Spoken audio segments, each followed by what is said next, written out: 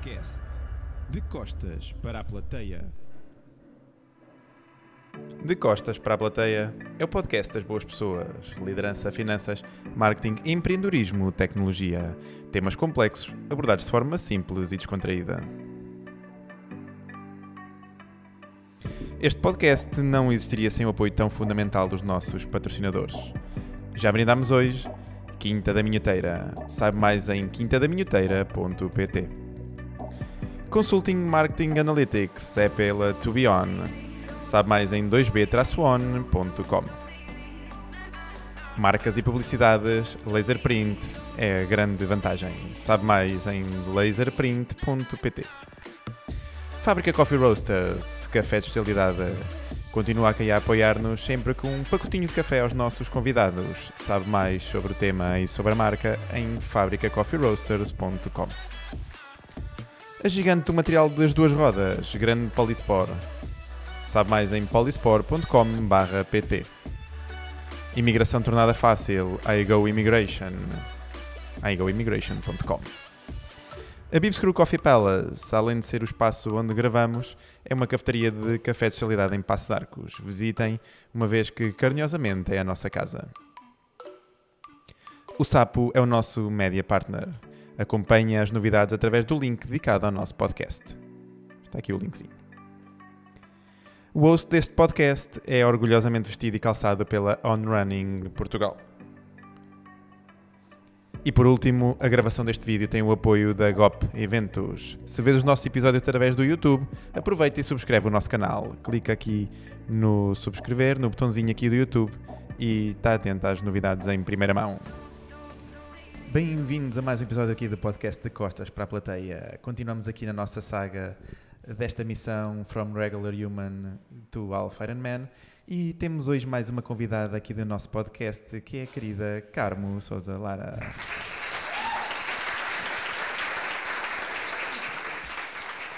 Carmo, muito bem-vinda. Bem-vinda aqui à minha co-host Leninha, que vocês já conhecem aqui dos nossos episódios. Olá. Antes de mais, relembrar que estamos a gravar num espaço que está em utilização, portanto, eventualmente algum adorador de café pode entrar aqui pela nossa mesa acima. Vamos acreditar que não vai acontecer. Carmo, muito bem-vinda. Olá, Olá. muito bem-vindos Lena, também. muito bem-vinda também novamente. Vou dar-vos as boas-vindas, está bom, não está? Somos todos Gosto bem-vindos. muito bem. Obrigada, obrigada pelo convite. Estou assim, acho que dá para ver, estou muito excitada e muito feliz por estar aqui convosco. Também foi de beber café antes, portanto, a café deste espaço Pois, aqui é bastante acho bom. que me está a Venham. bater. Estou É. assim, bora! Muito bem. É que este espaço é fantástico, vocês não estão bem a ver. Muito giro. Tem que Obrigada, vir. Carmo. Venham cozinhar, Estás venham aqui conhecer. Então, Helena, arranca aí. Vamos lá. Ok, Vamos lá. então vamos lá. Querida Carmo, podes começar aqui por nos contar um bocadinho sobre o teu percurso, a tua história, a tua experiência aqui neste trabalho com autoestima, com imagem corporal. Diz. Aqui vasto, não é? Mas É. por onde é que te faz sentido começarmos? Sim. Não tenho muito jeito para falar sobre mim, mas já é um campo que tenho vindo a tentar treinar, já está melhor e, portanto, o trabalho aqui na temática da autoestima e neste campo mais de saúde mental é assim alguma coisa que abracei primeiramente como caminho pessoal e depois abracei como missão assim mais no geral para a comunidade, por exemplo, da rede digital, e foi por viver na pele algumas circunstâncias como ser fora padrão, por exemplo, de ser mais gordinha e de ter atravessado muitos anos em que vivi muito body shaming, ai que pena, mas que cara tão bonitinha, como se o corpo tivesse sempre em dissonância com a carinha laroca ou com os olhinhos azuis. E então esta coisa de há algo de errado em mim, não é? E isso hoje leva luz e é um ponto mais de luz, não é? Porque soubemos pegar nisso e traduzir isso para um momento de luz da vida, mas foi período de sombra durante muito, muito tempo. Portanto, foi algo que me fez ter a autoestima muito diminuída quando toda a gente achava que isso não era possível porque havia uns ricos lindos olhos azuis ou uma carinha laroca e eu por dentro estava aos cacos. E a minha saúde mental assim estava também. E então foi por ter passado por essa experiência na minha vida que depois dei assim um grande grito e comecei por abraçar os temas para mim e depois para levá-los a outras pessoas que possam estar a viver isso e que ainda não tenham a ajuda que eu, por exemplo, tive, pronto, de mim para mim. Mas tu acabavas por esconder essa parte de estares em cacos ou acabavas já por ser também bastante visual para quem te conhecia e para quem te acompanhava? É uma boa pergunta. Isto aqui não está no guião. É uma atenção. boa pergunta. Um bocadinho dos dois, ou seja, eu fui grande profissional e de saber esconder a minha emoção ou de como é que eu realmente me sentia e como é que eu realmente estava. Ias mascarando. Ia não é? mascarando profundamente. Conscientemente, inconscientemente, o que é que notavas? As duas coisas também, ou seja, vocês vão notar que eu sou aqui um bocado ambivalente nas minhas respostas, porque se de certa forma eu sou muito expressiva na minha emoção, tu consegues perceber na minha cara, não é? Eu chego aqui e consegues perceber que eu estou contente, se eu chegasse triste tu ias perceber igualmente que eu estava triste, ou zangada, ou frustrada, ou cansada, portanto para mim é fácil dar os sinais porque não escondo isso. Mas ao mesmo tempo, isso nos meus núcleos mais íntimos não era visto. Ou seja, eu acabava sempre por sentir que depois, às vezes, algumas observações que me faziam, que eu acredito que não fosse com maldade, mas levava-as demasiado a peito, não é? És tão dramática, ou mas está-se sempre a queixar. Diziam muito que eu me queixava muito, e o queixar muito era a minha maneira de tentar exprimir a emoção que eu não sabia muito bem acolher, nem exprimir, nem processar. E Era então, uma forma de expressar, não é? era a forma que eu encontrava de expressar. Claro. Era porque queixava-me porque não inventava doenças, não é? Era as dores de cabeça, ou era o corpo que doía, ou era o isto, ou era aquilo, ou estava sempre cansada, tinha sempre alguma queixinha. E isso depois acabou por ser também observado e de alguma forma criticado, ou eu é que tomei isso como uma crítica, e isso depois foi-me fazendo fechar mais no meu casulo. Portanto, eu que naturalmente sou espontânea e exprimo a minha emoção, depois ao mesmo tempo também passei a encobrir muito a minha emoção com medo de depois ouvir que piegas. Portanto, para mim era um grande elogio quando me diziam que eu era muito forte, porque era o que eu fazia por passar, que eu era muito forte. Sim, uma expressão que ouvias muitas vezes. E não era, não. Sim. E muitas vezes as pessoas, não é, associam, e há esta questão às vezes de personalidade forte, não é? Ou a pessoa ser muito forte, é preciso... O forte era o forte na vida. Forte Pessoas na vida. mais próximas que sabiam algum histórico da minha vida e de situações que eu tinha passado, diziam, bem, não sei como é que aguentas. Como é que tu já atravessaste tantas coisas e como é que aguentas? Tipo, só podes ser muito forte. E eu era aí que estava em cacos, literalmente. Bem, vamos entrar aqui então agora aqui no impacto das redes sociais.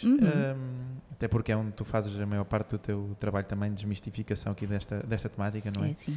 Na tua opinião, qual é que é o impacto das redes sociais na forma como as próprias pessoas também percepcionam a sua própria imagem corporal? As redes sociais, para mim, olha, isso é um tema muito importante. Agradeço-vos que vocês tragam para cima da mesa, porque eu sinto mesmo que é alguma coisa que tem que ser falada e para mim, na minha opinião, no meu sentir, é um lugar... Atenção, eu não sou aquela pessoa que critica logo de bandeja as redes sociais, que é aquilo e não sei o quê. Eu acho que as redes sociais, olha, Lenin é a prova disso, João, tu és a prova disso. Há pessoas na minha vida hoje em dia que são fruto de rede social e, portanto, eu acho que a rede social, como tudo na nossa vida, tem lado luz, tem lado sombra. Portanto, só para desmistificar assim logo a partir desse conceito. Tendo lado luz e tendo lado sombra, obviamente cabe-nos a nós gerir, mas esse cabe-nos a nós, eu entendo que para a maioria das pessoas que provavelmente não têm esse trabalho de casa solidificado, torna-se um campo muito perigoso, sobretudo na questão da imagem, porque é um sítio onde tu abres e apareces sem pedir licença, Claro. E às vezes demora-se algum tempo a perceber que tu podes filtrar aquilo que te entra sem pedir licença, demora tempo as pessoas a perceberem que podem deixar de seguir, que podem Bloquear. fazer mute, podem bloquear, podem escolher só seguir certos segmentos, e isto tudo demora tempo, e enquanto as pessoas não se apercebem disto, estão a consumir coisas que se calhar fizeram likes há não sei quantos anos e que se calhar já não lhes faz bem à cabeça, e aquilo continua a aparecer.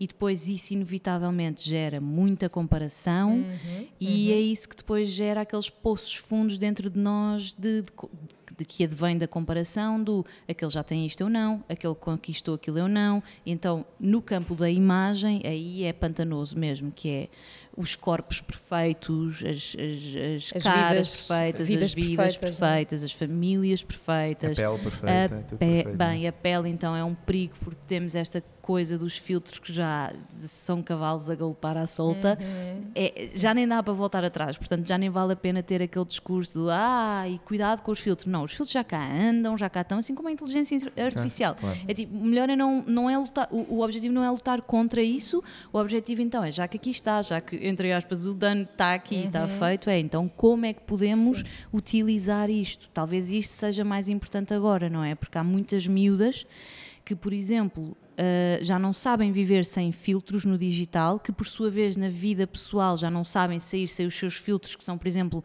maquilhagem, compulsiva maquilhagem, que são máscaras e máscaras e máscaras, e que depois, por já estarem tão habituadas a verem-se através do telemóvel em selfie, são Não elas se reconhecem não quando se vêm aos espelho, reconhecem, não é? e por causa disso, por exemplo, eu não sei dizer agora decoro o número estatístico, mas eu tenho isso em pesquisa, da percentagem que aumentaram as cirurgias estéticas nas camadas mais jovens a partir dos 14 anos, 14, 16 anos, quer dizer, estamos a falar de miúdas ainda a formarem o seu corpo, que já andam a operar narizes e bocas, por exemplo, que foi o que aumentou mais na cirurgia estética. Tudo isto vem de digital, filtros, e portanto...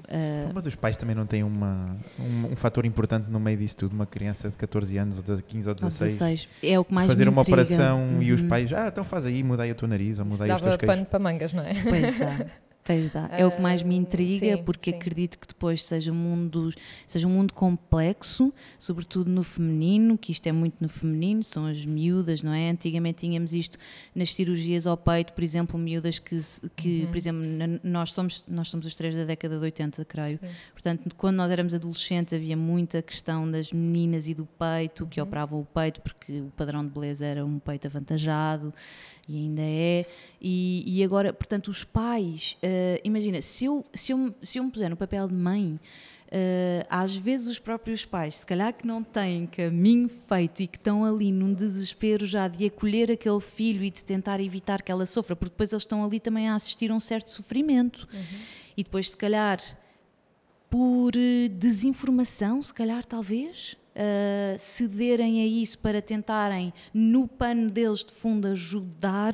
Eu acredito que o fim seja para ajudar, nem que seja a amenizar a dor de verem a filha a não sair de casa mal, sem relações, isto e aquilo, porque depois são esses os episódios às vezes que temos gritantes, não é? A Helena sabe isto melhor do que eu, e portanto não condenando, não julgando, mas que me faz impressão, e é isso que eu pergunto, que é então os pais, mas quando penso muito nisto, é isto às vezes que a conclusão que eu chego é, não pode ser por mal e não pode estar a ser feito um raciocínio lógico, porque... Certamente a intenção é boa, o resultado é que pode não ser positivo, não é? Só que também não sabemos quais são as dinâmicas que estão por trás, não é? As dinâmicas familiares de cada um dos pais, não é? Exatamente. Parte também da saúde psicológica deles, portanto, tudo isso eu acredito que possa aqui impactar também. Por isso é que é muito importante falarmos disto. Claro que sim. Para conseguirmos ajudar de alguma maneira, nem que Muito seja só importante. levantar o tapete, Sim, não é? sim. Tipo, olha, passa-se isto. Trazer o tema. Não é? Trazer não o tema. Que é isso que Exatamente. estamos a fazer e é tão importante, Carmo. Tenho sabido muitos casos de miúdas com anorexias, também miúdas no campo dos... eu acho que houve uma que eu soube, não sei se foi aos 12 até, não quero estar a mentir, mas aos 14, aos 16, miúdas, conheço casos de miúdas que estão internadas há 2 anos, internadas, já não vão à escola sequer. Sim, já são situações limite. São mesmo. situações limite, Sim, e isto anda a acontecer. Ninguém, não é ninguém anda a dar por isto, mas anda a passar assim à tona. Eu diria que é mesmo importante nós apostarmos cada vez mais na prevenção, não é? Ou seja, da prevenção no sentido de disseminarmos, que é isso que estamos a fazer aqui, nós os três, informação sobre estes temas, não é? Sobre literacia emocional. Porque tudo isto está ligado às nossas emoções, ao autoconhecimento, é a grande base, não é? Tudo. E portanto, é mesmo importante. E acredito que se formos apostando mais na prevenção, vão sempre haver situações que temos que intervir na mesma, mas certamente podem não chegar a casos tão limites. Exatamente. Olha, minha querida Carmo, quero perguntar-te também aqui, quais consideras que são as principais causas da pressão para corresponder a este ideal de beleza imposto por vezes nas redes sociais? A principal razão? Aqui, Causas sim, de pressão. Causas desta pressão. O que achas que pode contribuir para isto? Olha, ainda hoje de manhã, antes de vir para cá, estava a tomar o pequeno almoço e liguei a televisão. E depois voltei a relembrar-me. É porque eu às vezes questiono-me muito nas ideias que vou concluindo e pondo na minha cabeça, nomeadamente a perguntas como esta, quando acho que encontro uma resposta. que eu vou partilhar convosco.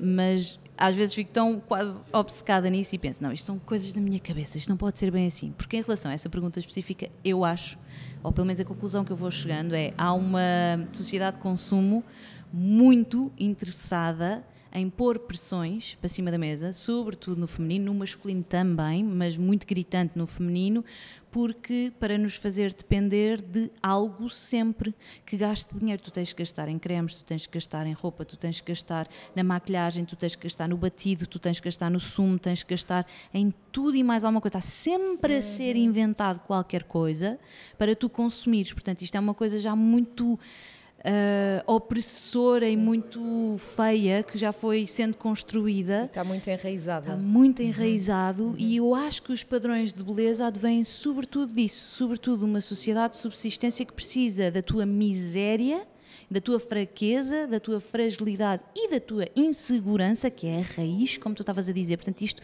toca-nos na raiz e por isso é que tem tanto fruto. Porque nós a seguir estamos sempre a correr atrás do dano. Nós nunca estamos tipo plenas, só tipo estamos pleno. numa roda do hamster. Estamos na roda do hamster, sempre a correr atrás do prejuízo, sempre a correr atrás do dano. Isso fatura milhões. Claro que sim. Portanto, os padrões de beleza, muitos deles, Faz a todo grande o maioria, sentido. vem daí.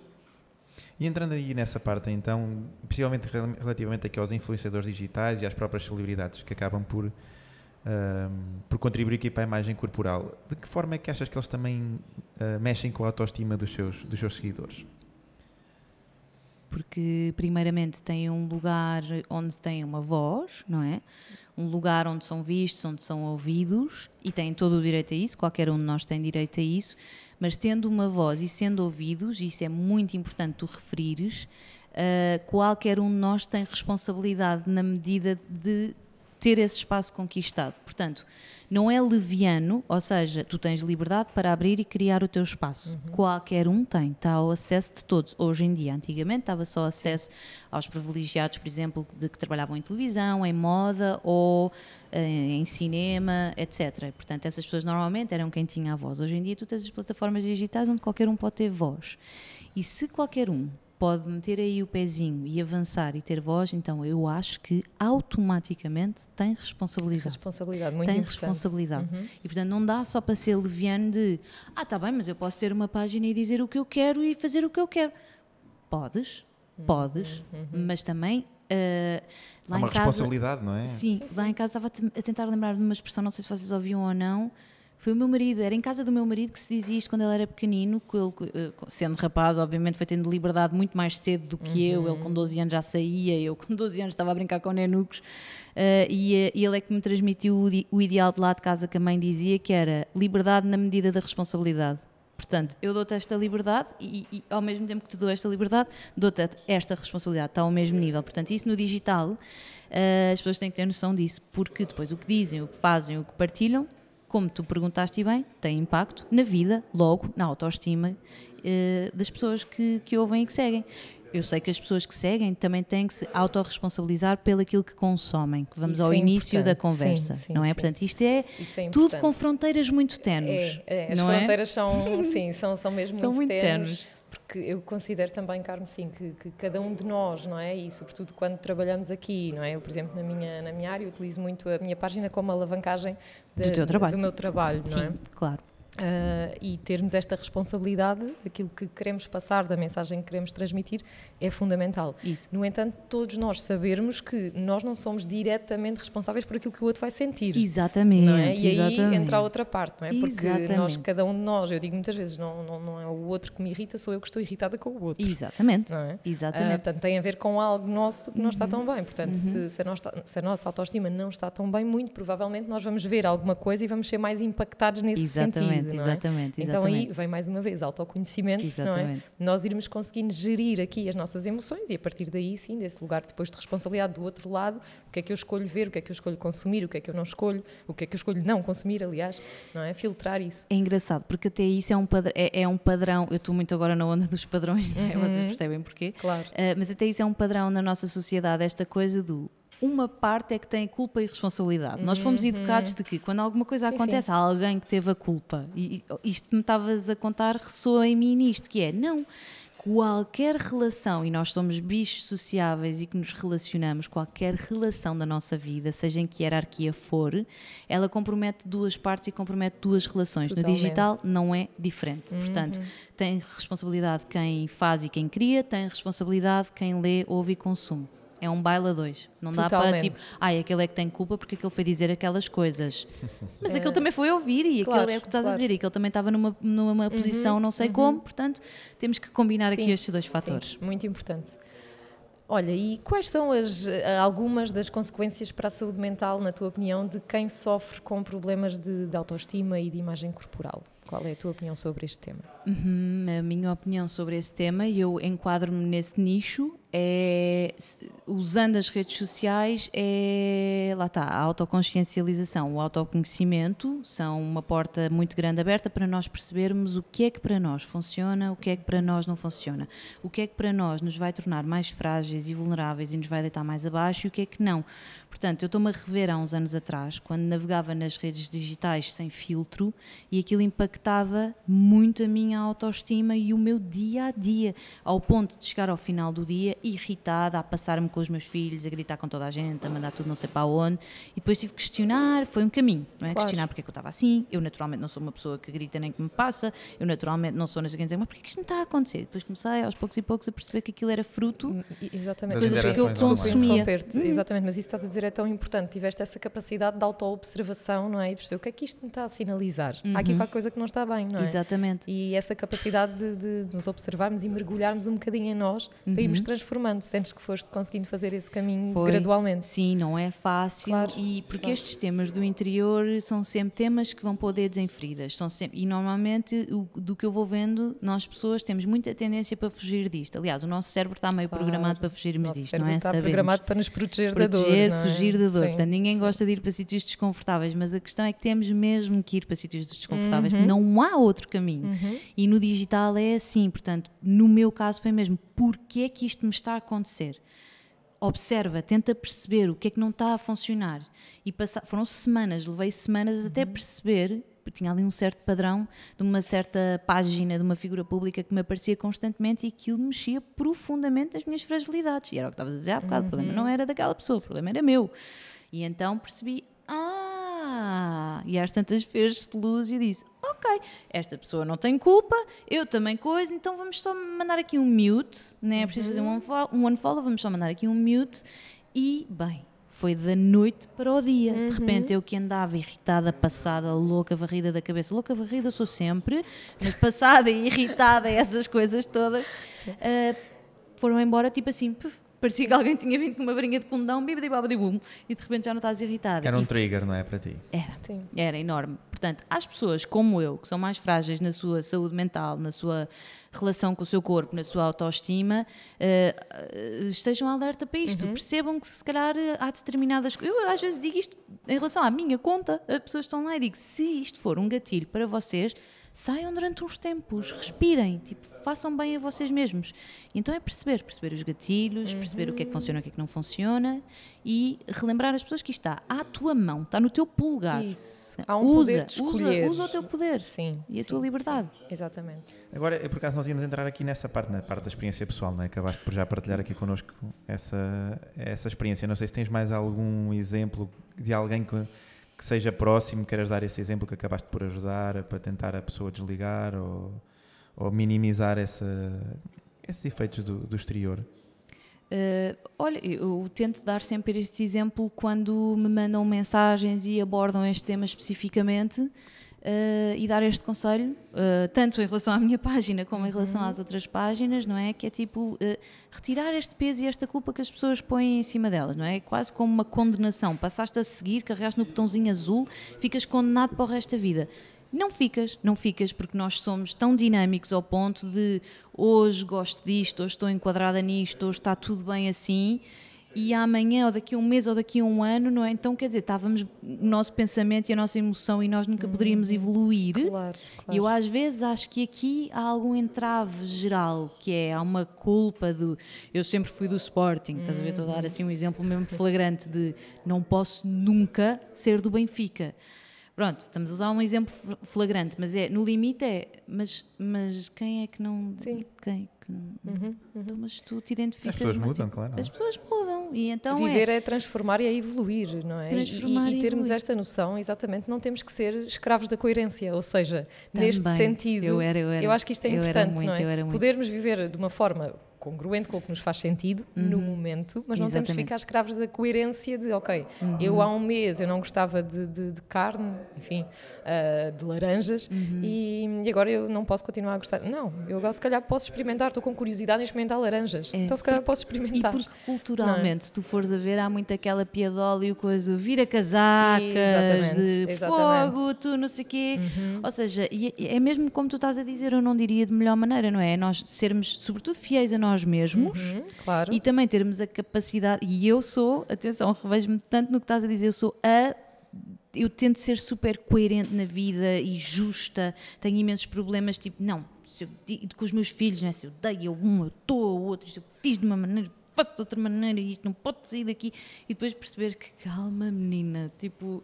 Há uns anos as ferramentas que tu tinhas não são as mesmas que tens hoje. Não, tipo, os recursos são diferentes, não é? O autoconhecimento. Completamente. Claro que sim. Há 5 ou 10 anos eu estava longe. Eu é que às vezes caio na tentação de achar que a pessoa está sempre resolvida e construída e acabada. É um caminho para a vida. Pobrezinha, não é? tenho que me relembrar e avivar a minha memória a mim mesma de, minha menina, calma, mesmo hoje neste episódio, não cair nessa tentação, não cair na tentação do agora é que eu na vida tipo isto está arrumado. Calma, daqui a 10 anos, olha, fazemos a experiência, não é? Voltamos a falar os três. Muito importante, Carmo, isso. E ouve-se muitas vezes as pessoas dizerem, eu quando tinha ataques de pânico, eu quando tinha baixa autoestima, eu quando tinha, no sentido de agora superei, resolvi isto tudo e estou aqui num ponto perfeito. Não, se calhar eu continuo a lidar com alguns temas, ok? Somos processos em construção, em evolução e eu acho que conseguimos aceitar isso com gentileza, com foco, com autocompaixão, faz toda a diferença. Completamente. E libertarmos um bocadinho essa escravatura da coerência, de não, eu ali era assim, agora tenho... Isso é só uma coisa importante que tu disseste e ressoou também dentro de mim, de muitas meninas às vezes que vou acompanhando nos meus grupos e etc, trazem muito essa culpa de quando estão mesmo ali tipo a dar a curva para o processo de transformação, de olhar para o de dentro, acabam sempre por chegar com esta frase de, pois é, Carmen, mas eu tentei mudar e quando comecei tipo, a dar os meus primeiros sinais de começar a mudar, a minha família disse logo, estás diferente, mas agora fazes assim, mas agora respondes, mas agora dizes que não. Isto sobretudo quando as pessoas começam a pôr limites, exatamente, quando começam a ouvir, quando começam a respeitar-se a respeitar-se, e isto inevitavelmente gera mudança e gera algum impacto nas pessoas que estão à tua volta que normalmente não gostam. E então é só dizer para este núcleo de pessoas que querem de facto correr este risco maravilhoso de transformação, de não tenho, ainda ontem eu dizia isso a uma pessoa especial, nós temos inevitavelmente, se queremos mudar, provocar micro-desagrados, micro-desilusões, é inevitável, micro-dores às pessoas à nossa volta, é inevitável. É inevitável. E mais uma vez também. Micro e macro-afastamentos. Exato. Sobretudo, lembrarmos dolorosos. Exatamente, e lembrarmos disso, de não somos responsáveis pelo que o outro sente, somos responsáveis pelo nosso comportamento, não é? E claro que é importante respeito ao outro, sim, mas sempre a nós, não é? Portanto, não carregamos este peso que temos que salvar o outro, que temos que estar agradar, ali, fazer aquilo daquela forma para corresponder à expectativa do outro, não é? Podemos querer, não é? Gostar do outro, respeitar o outro, mas se não está bem para mim, eu preciso dizer com amor ao outro que não, naquele momento muito isso, e sinto muito isso às vezes em pessoas até bem resolvidas, sabes? Tipo, que há ali um pano de fundo, sobretudo às vezes com a figura paterna, materna, que são o que são nas nossas vidas, não é? Mas sempre este pano de fundo desse peso, a palavra está certa, e dessa responsabilidade de não posso nunca desiludir estas pessoas, não posso nunca magoar estas pessoas. E o que eu dizia a essa pessoa é, o meu objetivo não é magoar essas pessoas, o meu objetivo é não continuar a magoar a mim mesma, porque sempre que eu estou, ou que tive numa fase específica, para quem conhece mais profundamente a minha história, desesperadamente a querer corresponder só a agradar aquelas duas pessoas, desvirtuava-me, magoava-me completamente a mim. Portanto, tive que provocar aqui umas microdesilusões, não tinha como. Claro. Nem mais, Carmo. E parabéns pela tua coragem, porque é preciso coragem para abraçarmos estes caminhos de autoconsciência, de autoconhecimento e lembrar aqui as pessoas que estão-nos a ouvir que coragem não é ausência de medo, porque às vezes as pessoas ficam à espera do momento ideal para darem um passo, de procurarem ajuda, de começarem a olhar para si próprias, para dentro. Não, agora é o momento. Se eu estou a sentir, se há indicadores... E aprendermos a abraçar uma boa dose de desconforto com gentileza. Com gentileza, exatamente, porque ela faz parte e depois vai embora. Exatamente. Também podemos já fazer o disclaimer, tipo, nós temos é que abraçá-la, tipo, e depois a seguir ela abandona. Exatamente, quando a abraçamos, ela tende a diluir-se. Exatamente. Eu só queria também fazer aqui uma nota que acho que é importante, por acaso acho que ainda não tinha falado nisso aqui. Já falei em algo que depois é uma consequência, que é nós acabamos por tentar ser inspirações para as pessoas, não é? Através da nossa história, da nossa forma de ver a vida, e tentamos ir inspirando, mas realmente também é importante que as pessoas percebam que aquilo que vem nos outros nem sempre funciona para elas. Por exemplo, eu acordo super cedo, não é? As pessoas veem e ficam sempre surpreendidas, como é que tu acordas todos os dias às 5 da manhã e vais treinar, vais fazer não sei o quê. Há pessoas para quem funciona perfeitamente treinar ao final do dia e está tudo bem. Ok, se nós conseguimos inspirar alguém ao movimento, não é? De começar a treinar, eu acho que acima de tudo é tentar ter essa visão macro de, ok, o que é importante? É tu acordar às 5 da manhã e estás perfeitamente infeliz, ou tu ires treinar seja à hora de almoço ou seja à noite e estás bem. O que importa é estar bem, não é? E nós tentemos inspirar, sem sombra de dúvidas, mas também apelar a que as pessoas procurem a fórmula que resulta para elas, porque claro que sim. Aquilo que funciona para mim não vai funcionar para a Helena, nem vai funcionar para ti, cada um tem a sua vida, e é muito importante nós falarmos sobre isso, porque os influenciadores nem sequer falam daquilo que é importante para eles, não é? Falam daquilo que é importante as marcas venderem. E os modelos, ou seja, isso que estás a dizer faz-me todo o sentido. Eu caí nessa ratoeira durante muitos anos, que é, nós vamos circulando em modas, não é? É a moda do acordar cedo às 4 da manhã para treinar, que eventualmente para ti funciona e para muita gente funciona. É a moda dos batidos, é a moda do fazer assim, é a moda do fazer assado, é a moda. E tu andas neste desajuste, ou seja, é bom inspirarmos-nos, é bom vermos, eu fico saudavelmente feliz por te ver fazer isso e que isso funciona genuinamente para ti. Eu, por exemplo, se tiver que acordar todos os dias às 5 da manhã, é o que tu estás a dizer, eu vou-me tornar na pessoa mais rancorosa, infeliz e odiosa da vida. Portanto, eu preciso dormir as minhas 10 horas ou lá o que é para estar minimamente sã, eu que já sou destrambulhada. E vice-versa. Há coisas que, se calhar, neste discurso, para mim, funcionam como oxigénio, pão para a boca, e que para ti é tipo, que giro, está bem, pronto, olha, mas eu prefiro tipo assado, gostei de te ouvir, mas vou pela esquerda. Esse é que é um movimento, que é todos podemos partilhar, todos podemos dar os nossos hints, as nossas dicas, as nossas coisas, mas no final do dia é tu teres inteligência suficiente para perceber, isto faz-me sentido, acolá nem tanto. O meu equilíbrio é ali, hoje levo isto, hoje levo aquilo, e adaptas à tua vida. É isto com tudo e com todas as áreas, muito não é? Importante. O problema é que eu acho que cada vez mais, quanto mais vou conhecendo as pessoas, mais acho que elas acham que sabem as verdades universais, não é? Sim. Principalmente depois nós sermos pais, bem, eu sou um bocado desbocado, e quando tentam dar assim alguma opinião, eu pergunto se quer também pagar a conta lá de casa da luz ou da eletricidade. Então acabo por ter muito pouco feedback, mas eu vejo as outras pessoas, porque é que o meu bebê está descalço, porque é que come morangos aos 6 meses, porque é que não sei o quê. E porque é que as pessoas se acham donas da verdade universal, não é? Porque é que realmente... Sim. Eu acho que à medida que uma das coisas boas de ir ganhando maturidade é que cada vez menos me meto na vida das outras pessoas e pergunto as expectativas. O quê? Ainda não és pai? Porquê é que ainda não és pai? Não queres ser pai? Não queres ser... Se a pessoa não vai trazer isso à conversa, porque é que tem que ser eu a puxar isso, não é? Isso mexe com as pessoas, falar sobre... E sei lá, se ele não consegue ser pai porque não, efetivamente, fisicamente não consegue. E se aquilo não é ali uma mágoa e eu estou ali na ferida dele a mexer. Ou acho se que é não importante. quer ser. Não é? Exatamente, ou se não quer, está tudo bem. Sim. Eu acho que é importante as pessoas também começarem a meter-se um bocadinho na sua vida, e se realmente a outra pessoa não traz um determinado contexto à conversa, se calhar mais vale estarem calados e não se meterem, não é? Isso eu acho que é importante, mas lá está, nós não temos o comportamento dos outros, o que os outros nos vão dizer não está no nosso campo de controle nem de ação, não é? Por isso é que depois levam uns coisas do outro lado. Exatamente. O que eu acho que é importante é isso que estavas a dizer, João, e que é a questão dos limites. Nós próprios, não é? Nós não controlamos o que é que nos vão dizer, mas eu escolher colocar um limite, não é? Por exemplo, na parentalidade, eu pessoalmente não ouvi até ao momento grandes coisas da parte do exterior, porque eu não permito isso, porque coloco limites, não é? Quem sabe da parentalidade que eu pratico sou eu e o meu marido, claro, não é? Obviamente. Portanto, e eu acho que cabe muito a nós irmos pondo estes limites, irmos balizando-os, e aí à partida o outro, não é? O exterior não te vai invadir a tua esfera da mesma forma. E muitas vezes, pelo menos a minha observação nesse campo, eu deixei-me levar durante muitos anos com esses comentários, muitos anos. Então, nos primeiros anos em que fui mãe, etc., deixei-me sofrer desnecessariamente por isso, porque ainda não sabia esta prática dos limites. Não Mas sabia certamente foi uma aprendizem para ti, Foi uma aprendizagem, não é? lá está, levei com cada chapadão que, olha, tive que acordar, filha, não tens hipótese.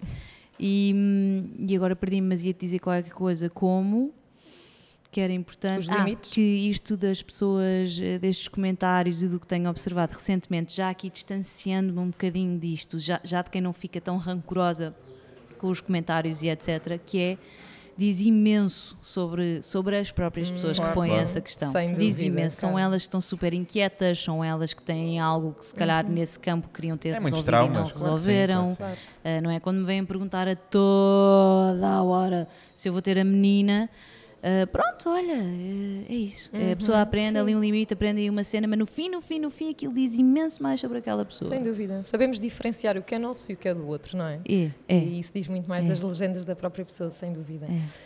Olha, e que estratégias é que tu sugeres aqui para partilharmos um bocadinho neste tema para lidar com estas questões da autoestima e precisamente tu que escreveste Uma Autoestima Sem Tamanho. É verdade.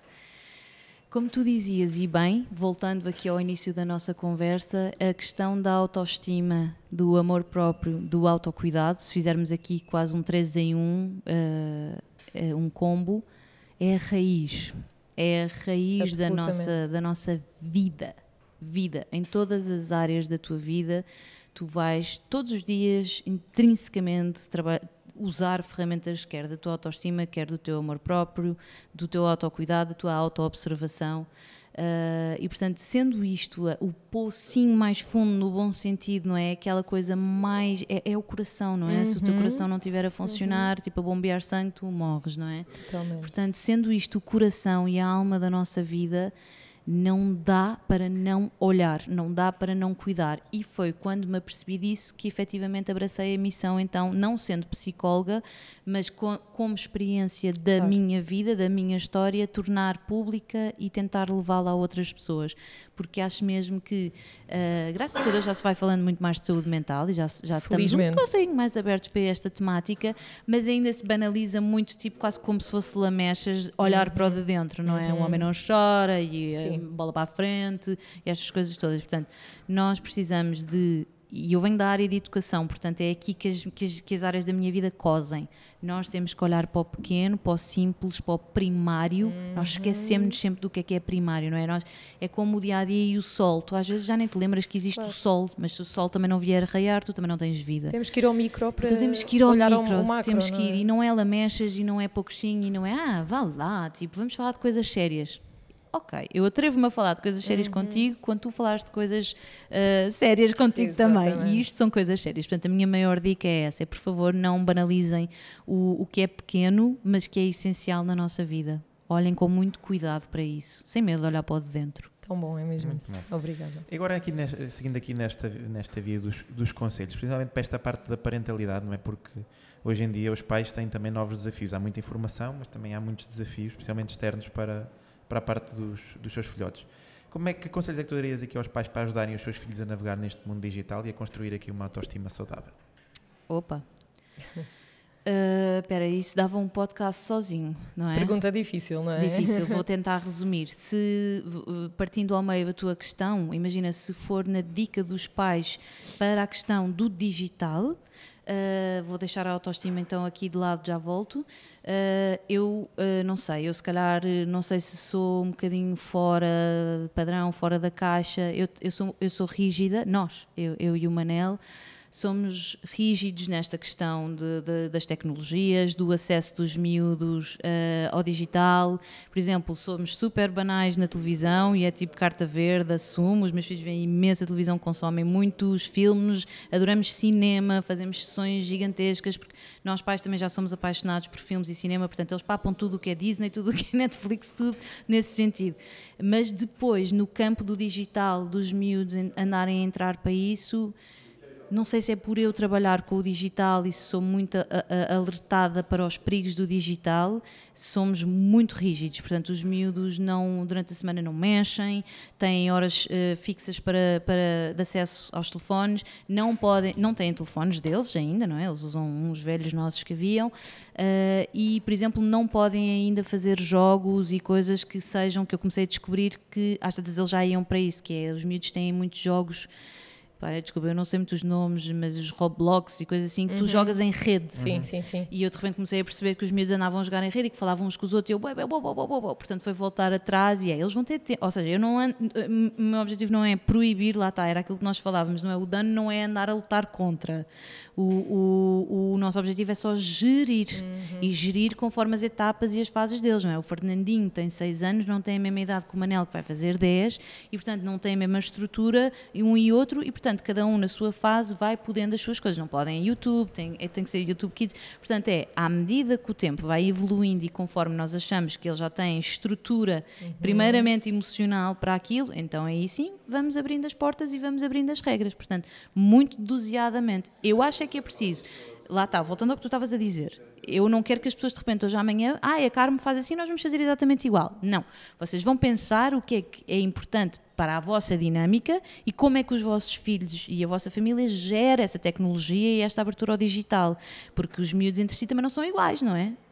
E portanto, a minha dica maior é percam tempo e invistam nisso, não deixem só ali ao sabor, porque quando deixamos ali só ao sabor, de repente os miúdos já estão a falar com desconhecidos na internet e tu não sabias, porque aparentemente era um jogo inofensivo, só de construir bloquinhos uns em cima dos outros e de repente estão a falar com estranhos. E depois vão gerindo, vão só gerindo só para etapa a etapa a etapa. Nós também, enquanto ser humano, não nascemos a andar. Claro. Certo? E, portanto, precisamos primeiro de rastejar, para depois gatinhar, para depois andar. Eu acho que no digital poderia ser assim, como sugestão. Vamos começar a gatinhar, depois rastejar, depois gatinhar e depois andamos. Calma nas etapas. Autoestima dos miúdos é o tema. É o tema. Sendo educadora de infância, acho que, por exemplo, pedagogicamente, enquanto país e como estrutura pedagógica do nosso país e nas nossas escolas, há uma lacuna enorme, lamento, enorme, no que toca à gestão emocional dos miúdos, inteligência emocional dos miúdos. Portanto, é preciso mudar um sistema que está super enraizado. Olha, eu acho que foi por causa disso, sem querer inconscientemente, que eu saí da área da educação. Eu via tudo de maneira tão diferente, era tão, não é radical, mas percebes, nós precisamos de pôr uma cadeira, uma disciplina, o que tu quiseres chamar, um momento em creche para a gestão emocional dos miúdos. Mas já existem creches que fazem isso. Internacionais? Não, já existem. Um dos pontos da minha filhota, elas têm aulas de mindfulness. Estão em Montessori? Não, é o Colégio da Fonte. Ok. Não, imagina, já existe... A questão é essa, que já existe, mas ainda não está implementado, não é? Tipo, imagina, as escolas que são privadas e que já têm este olhar e então por si só implementam e é tipo, maravilhoso. Mas, há muitas escolas privadas que não têm... E há muitas outras que não têm. Pronto, e eu acho que temos que, em creche, em jardim de infância, em primeiro, segundo e terceiro ciclo, até sempre, não é? Temos que germinar isto desde a infância até, por exemplo, uma adolescência e uma primeira fase adulta. Porque aí estás a dar as bases, não é? E é isso que eu acho. Andamos a saltar etapas. Completamente. De repente os miúdos estão numa adolescência... Sim, e não sabem nada sobre a gestão de emoções, não é? Porque ninguém os gestão social. Porque hoje em dia nós ainda crescemos tipo a andar de bicicleta e a encontrar miúdos na praceta. Os nossos vão diretos para o telemóvel. Portanto, onde é que está a gestão social deles? Que vão a sítios e ficam tipo encolhidos e não querem falar a ninguém e tu pensas, porquê? Vai lá, fala. E tu pensas, vai lá, fala nada. O teu miúdo está fechado em casa, só usa o telemóvel, não convive, então depois de uma pandemia, queres o quê? Que ele desenvolveste de um dia para o outro, portanto, estamos a saltar algumas etapas aqui em relação à pedagogia dos miúdos, nomeadamente no trabalho da autoestima, que foi a tua pergunta. Portanto, precisamos, pais, vou tirar aqui os professores agora, mas nós, pais, precisamos muito de falar. Às vezes pode ser só falar com os nossos filhos sobre estas temáticas. eu já retirei um bocadinho a palavra empoderar do meu dicionário, mas aqui aplica-se, não é? De trabalhar, tipo, eles saberem se valorizar, saberem olhar para dentro, saberem quais é que são as características fortes e menos fortes deles, do que é que eles são capazes, do que é que eles precisam trabalhar mais, ferramentas, é dar aos nossos miúdos ferramentas. É fundamental. Para quando um dia acontecer um bullying ou whatever que aconteça, os miúdos terem ferramentas. Sim.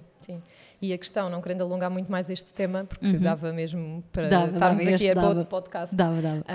Eu, a mim, se me dessem assim uma varinha de condão, claramente implementava mesmo literacia emocional nas escolas desde a primeira infância, não é? É porque muito necessário. Mesmo a base, claro que obviamente os pais têm um papel determinante, mas aqui uma articulação com a escola é fundamental, não é? Portanto, e esse papel, na maior parte dos casos, ainda não é feito. Mas estamos aqui a fazer a dar uma grande ideia. Depois falamos. Boa. Mas é de facto muito, muito importante. É mesmo. E acredito que todos nós, eu estou a falar aqui da varinha de condão, sim, no mundo ideal, mas não existe essa varinha. No entanto, todos nós temos este poder de escolhermos como é que queremos relacionar-nos com tudo isto e o que é que podemos fazer, não é? Portanto, podemos falar depois sobre este tema. Mesmo. É isso mesmo. Olha, e como Estás é que achas... Perfeitamente de acordo. Aliás, tenho muito para falar, mas eu já... Quer dizer, podes não estar, não é? Não, mas como estamos aqui pressionados pelo tempo, eu ia fazer uma consideração e já não vou fazer. Faz. Não, é por causa dessa questão da parte das escolas, como hoje é difícil encontrarmos uma escola que realmente preencha aqui os nossos padrões. Nós estávamos a saímos de uma pandemia, não é? A minha filhota teve 3 anos em casa e eu corri, sei lá, à vontade, mais de 20 escolas. E foram para aí umas 3 que nos deixavam estar lá com ela naquele primeiro mês. Isso para nós era a condição sine qua non para irmos para aquela escola. Portanto, era a primeira pergunta que faziam. Como é que é? Acompanhamento dos pais? Pode entrar? Ah, não, então está bem. Então Deus. Não vale a pena. E é inacreditável como coisas simples, não é? Pá, nenhum pai vai para lá, é dar acolho, é dar acolhimento. Acho que são coisas tão simples. Realmente as escolas não sei, ainda vivem no século passado. Na escola onde os meus estavam, nem pensar, partiu-me o coração. E vou-te dizer outra coisa, que às vezes revejo-me neste ponto. Eu sei que a minha aparência pode parecer, é digital e parece que está muito bem na vida e não sei o quê, mas isso é um grande entrave na nossa vida, porque, por exemplo, nós neste momento não temos condição financeira para pagar escolas privadas aos nossos filhos, nem de escolha.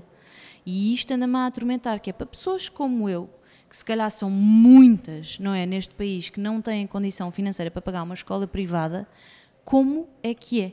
Claro, isso mexe, obviamente. E neste momento nós estamos com uma dificuldade enorme, porque na zona onde nós vivemos, que é ali no concelho de Cascais, que tu poderias pensar, aquilo então ali é fácil, são só escolas. Não, é infernal, sim. São só escolas para quem tem 1.000 para cima ou 2.000 para pagar por mês. Foi o que eu estou a dizer, eu preciso viver ali em Tis também, estas 20 escolas, sim. Isso não tens, não é? Claro. Não há. Nós estamos a ponderar, e mudar a vida, lotado. Lutadíssimo, a mudar a vida de sítio só por causa desta temática das escolas. Tipo, isto é uma loucura. Estamos a regredir. Sim, completamente. Mas pronto, Sim, mas eu acho que é um período demasiado importante para os nossos filhos, para nós podermos abdicar deles. Ainda hoje é uma história engraçada. A minha filhota quis sair com coisa com unicórnio e não sei o quê. Ai, adoro. E chegou à escola e viu a professora e disse assim, congela. E a professora congelou. E depois disse assim, Bianca, agora tens que me descongelar, senão não vou conseguir trabalhar. Lindo, o jogo do congela. Incrível, não é? Coisas tão simples. Fazem toda a diferença, completamente. Muito bom. Uma pessoa deixa ali, eu deixo ali e vou completamente descansado. Se calhar se fosse noutro sítio qualquer, lá está. Não é? Nós abdicamos, se calhar, dia de férias para as Maldivas todos os anos para ela estar numa escola que nos dá sossego mental, mas... Estes pequenos exemplos, Fónix, eu vejo alguns amigos a falar da forma como tratam os filhos. Eu não digo nada, lá está, tenho quase 38 anos, não me meto na vida deles, mas eu jamais deixaria um filho meu, nem que eu procurasse, mudar a vida para um sítio. É o que nós ponderamos. É que isto é transversal, os nossos filhos vão ser adultos com muito daquilo, nas experiências que estão a sofrer agora, não é? Claro que sim, é a grande base. Olha, e como é que achas aqui, precisamente fazendo o link com a educação, aqui o papel da educação para ajudar a combater a pressão estética nas redes sociais? Da educação, ainda estamos a falar pais-filhos? Não, a educação aqui era mais até parte da comunicação social e das próprias influencers. Olha, outra que temos que pensar em qualquer coisa para fazer. É bolas. Imagina, não quero ser derrotista ao ponto de ainda falta tanto caminho. Falta, já há algum caminho feito, mas temos que começar por algum lado. Eu acho que neste momento há assim um novelo que é preciso de encontrar a ponta para desenliar e é preciso de literacia, por exemplo, do digital. Eu sei que isto tudo foi novo e veio assim em tsunami, de repente houveram redes sociais que explodiram, todos nós começámos a usar, não há regulamentação nem sequer a isso. Portanto, eu já estive muito tentada, por exemplo, a fazer qualquer coisa nesse âmbito. Vamos pensar, olha, poderemos fazer qualquer coisa, mas é preciso, sei lá, não só regulamentar, mas é preciso, sobretudo, literacia e educação, é preciso percebermos limites, é preciso perceber tudo isto que estivemos aqui a falar para conseguirmos gerar um mundo melhor, não é? Não só para nos prepararmos para estar nesse campo, como termos ferramentas, lá está. E às vezes é só isto que nos falta, que é estamos a construir uma casa e de repente é tipo, precisas de um berbequim, não tens que andar a usar as mãos, não é? Eu acho que o digital anda um bocadinho assim. Portanto, precisamos se calhar dar 3 passos atrás, que é para depois dar 10 à frente. Como e quem? É uma boa pergunta, mas se nos autorresponsabilizarmos todos um bocadinho, pode ser que entretanto, olha, as coisas melhorem. Cada um poder fazer a sua parte, não é? Sim. Bem, vamos entrar aqui então no momento Maia, que é aqui o momento aqui da nossa temporada, que se pudesses ter aqui uma máquina do tempo que te permitisse voltar e mudar um momento de dúvida ou dar um conselho à Carmo de há uns anos atrás, que momento é que tu escolherias e o que é que tu mudarias? Escolheria eventualmente os momentos onde eu duvidei mais e fracassei mais nessa dúvida, da falta de voz e de amor próprio e de fraqueza total de achar que andava a navegar perdida neste mundo, que não era amada, que não era ninguém e que não servia aqui neste planeta. Voltava aí, porque acho que é das fases mais marcantes da minha vida, e iria só dizer-lhe não, tipo, tu vais ser amada porque primeiramente vais descobrir um amor que ainda não descobriste, que é o teu, de ti para ti. E depois ela ia dizer-me, isso é impossível, isso não existe. E eu ia dizer só mais um bocadinho, existe. Tipo, aguenta só um bocadinho, tu vais chegar lá. Pronto. Era isso, eu acho que isso me mudaria um bocadinho a vida, na altura. Fantástico, sim. Às vezes nós somos o nosso pior inimigo, não é? Nem é preciso ir para fora das nossas barreiras de casa que nós conseguimos destruir o nosso próprio caminho e a nossa própria felicidade. É verdade. Por isso temos que aprender a ser os nossos melhores amigos sempre. E não é? Que lembrar que o nosso corpo é o nosso templo e abraçarmos-nos com amor, com compaixão. Faz tanta diferença. É mesmo. Bem, olha, estamos a chegar aqui ao final, Carmo. Não sei se queres deixar aqui uma mensagem final aqui aos nossos ouvintes. Não, olha, acho que os ouvintes, a única coisa que eu digo aos ouvintes é para continuarem a ouvir-vos, porque acho que vocês têm aqui um serviço do bem e se vos continuarmos a ouvir, tenho a certeza absoluta que vamos sair mais preparados e com mais ferramentas, que foi o que nós estivemos aqui a falar. Portanto, esse seria a única coisa que eu acrescentaria. Obrigada, Carmo. Muito bem, obrigado, Carmo. Obrigadíssimo. Agradecer aqui também aos nossos ouvintes por estarem desse lado, é sempre importante. Já sabem, podem dar feedback, podem deixar comentários. Eu vou deixar também aqui o link da Carmo na bio aqui deste episódio, para que seja mais fácil chegarem até eles se ainda não chegam. Portanto, penitenciem-se e não seguem aqui estas duas beldades. A Helena e a Carmo, é fundamental seguir já. Agradecer também aqui à minha co-host aqui o fantástico trabalho que tem sido. Nasceste para isto, miúda. Carmo, muito obrigado aqui por teres perdido aqui este tempinho aqui connosco. Vamos quase com 1 hora de episódio. Não perdi. Eu confesso que roubei aqui umas perguntas porque senão isto ia estender bastante e depois a Helena ia me matar basicamente.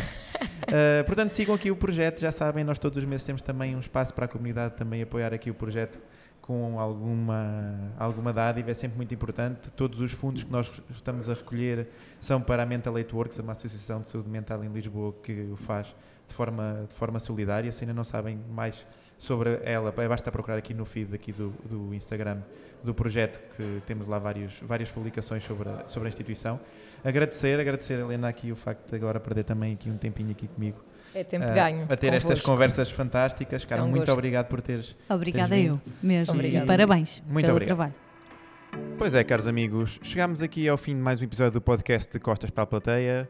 Não fiquem tristes, brevemente há mais. Se por acaso ainda não seguem o projeto no Instagram, sigam, está aqui nos comentários aqui deste episódio. E é lá que eu vou lançando todas as novidades e também a calendarização dos episódios do podcast. Se por acaso nos ouvem e veem aqui através do Spotify, já sabem, deixem aqui uma notinha generosa. Se for no telemóvel, usem o vosso dedo. Se for no computador, usem o rato.